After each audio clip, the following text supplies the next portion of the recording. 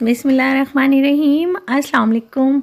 मैं हूँ आपके साथ सबा। तो कैसे हैं आप लोग? उम्मीद करती हूँ ठीक होंगे। अल्लाह ताला आपको हमेशा ठीक रखे और आपके खानों में और आपके रिस्क में बरकत अता फरमाए। तो आज लेकर आई हूँ आपके लिए पालक गोश्त की रेसिपी, जो बहुत झटपट बन जाएगी और बहुत मज़ेदार बनेगी।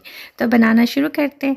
सबसे पहले हमने लिए हैं 2 दरमियाने साइज़ के टमाटर। लाल पिसी हुई मिर्च ली हमने, 1 खाने का चम्मच नमक लिया, 1 खाने का चम्मच, इसकी मिकदार आप अपनी मर्ज़ी से कम या ज़्यादा कर सकते हैं। हल्दी हाफ़ टी स्पून और 2 इलायची बड़ी और 3 इलायची छोटी हमने डाली हैं खुशबू के लिए। गोश्त को धोकर हमने कुकर में डाल लिया। आधा किलो हमारा गोश्त था और वह तमाम चीज़ें जो मैंने आपको दिखाई थी हमने कुकर में डाल दी हैं। एक बड़े साइज़ की प्याज काट के हमने वो भी इसमें डाल दी है।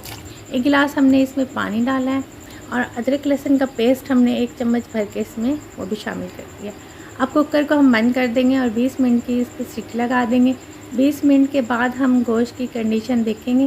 गोश्त हमारा मुकम्मल तौर पे गल चुका है। ये हमने खोले, ये देखें।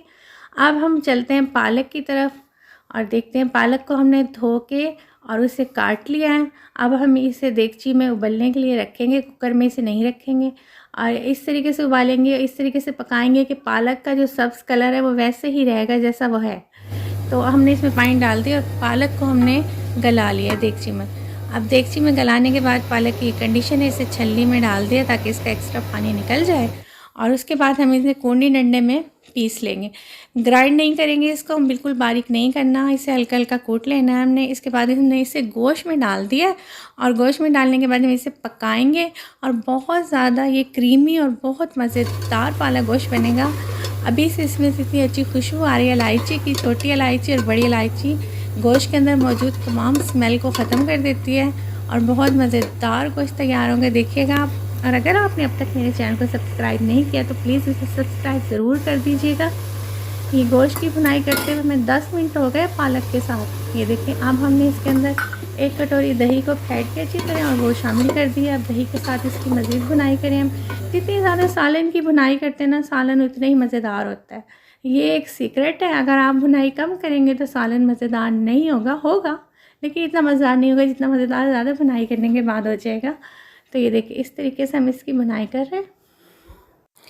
अब तक हमने इसके अंदर घी या ऑयल शामिल नहीं किया। दही का पानी, पालक का पानी और जो थोड़ा बहुत पानी गोश्त का था वही इसके अंदर है और वही हमने खुश्क करना है। जब वो खुश्क हो जाएगा तब हम इसमें ऑयल शामिल कर देंगे। 1 कप या 2 डोई ऑयल आप इसमें शामिल कर लें। इसके बाद इसकी होगी एक तकड़ी सी भुनाई। अब हम करेंगे इसकी भुनाई। ये बिल्कुल ऐसे ही पालक गोश्त बनेगा जैसा आप शादियों में खाते हैं या बड़े बड़े रेस्टोरेंट्स में जाकर खाते हैं, ये वैसा बनेगा। सर्दी में ना पालक गोश्त खाने का बहुत ही मज़ा आता है। हम तो ज़रूर बनाते हैं। मुझे तो पालक बहुत पसंद है और गोश्त के साथ बने तो बहुत ज़्यादा पसंद आता है। अब इसके अंदर देखें, इसका जो पालक का सब्ज़ कलर है ना, उसी तरीके से सब्ज़ ही है। इसका कलर चेंज नहीं हुआ, ब्लैक नहीं हुआ, कुछ भी नहीं हुआ। अब हम इसकी करें अच्छी सी भुनाई। इसके बाद हम इसमें डाल देंगे 3 से 4 मिनट हमने और भुनाई की है इसकी। अब हम इसमें डाल देंगे हरी मिर्चें। हरी मिर्चें दरमियान में से काट के मैंने डाल दी हैं। 1 हरी मिर्च को मैंने बारीक काटा है, बाकी मैंने दरमियान में से काट कर इसमें शामिल कर दी है। थोड़ी देर इसकी इस तरह भुनाई करेंगे। इसके बाद हम इसमें शामिल कर देंगे हरा धनिया। काफ़ी सारा हरा धनिया इसमें डाल दें। कुछ लोग पालक में हरा धनिया नहीं इस्तेमाल करते लेकिन मैं ज़रूर करती हूँ, मुझे बड़ा अच्छा लगता है। तो वो भी हम इसमें डाल के मिक्स करेंगे अच्छे तरीके से। ये इसकी भुनाई करेंगे। जब पालक गोश्त का सालन ऑयल को छोड़ देगा ना बिल्कुल, तो समझें आपका सालन बिल्कुल रेडी है खाने के लिए। और ये हो गया हमारा सालन तैयार। और जब मैंने ये बनाया था मुझे बहुत भूख लगी तो मैंने ज़्यादातर जल्दी से वीडियो बनाकर और मैं इसे खा लूँ।